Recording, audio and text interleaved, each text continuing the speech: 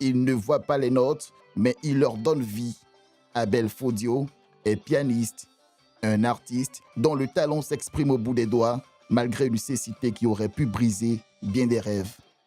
La musique, c'est d'abord un don. Voilà, parce que vous êtes sans savoir que les non-voyants ont ce don-là de pouvoir vraiment faire de la musique très facilement. Donc moi, étant petit déjà à l'âge de 4 ans, je jouais très bien au balafon, aussi à la monica. Et moi, je jouais à l'oreille. C'est-à-dire quand j'entends quelque chose, eh bien, je me mets à chercher et je finis par trouver. Donc c'est d'abord un don et c'est à l'âge de 7 ans que je suis vraiment tombée sur le charme du piano parce que quand j'écoutais le son du piano, je ne sais pas, mais ça parlait à mon âme.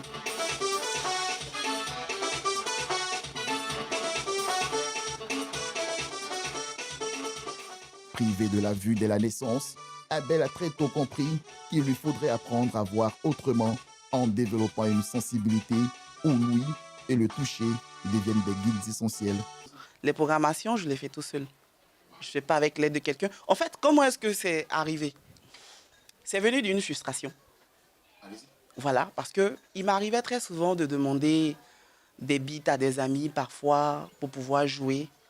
Et ces derniers-là, je ne sais pas, étant donné qu'ils savaient très bien que j'étais bon musicien, je disais que bon, si on lui donne, il va apprendre ça pour faire des trucs.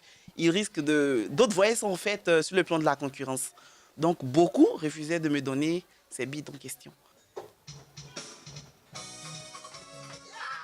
La musique s'impose alors comme un refuge, une force, un langage universel.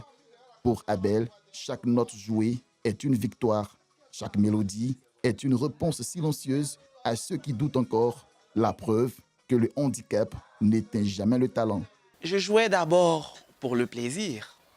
Et il faudrait dire que c'est à partir de 2000, on m'a dit quoi, 2005, 2006 que j'ai commencé vraiment à comprendre que j'avais quelque chose en main que je pouvais maintenant exploiter. Mais derrière l'émotion musicale, le quotidien reste un combat permanent. Issu d'une fratrie de 11 enfants, dont il est le sixième, Abel peut compter sur le soutien constant de ses frères et ses sœurs, ainsi que sur l'accompagnement précieux de sa compagne lors de ses nombreuses sollicitations.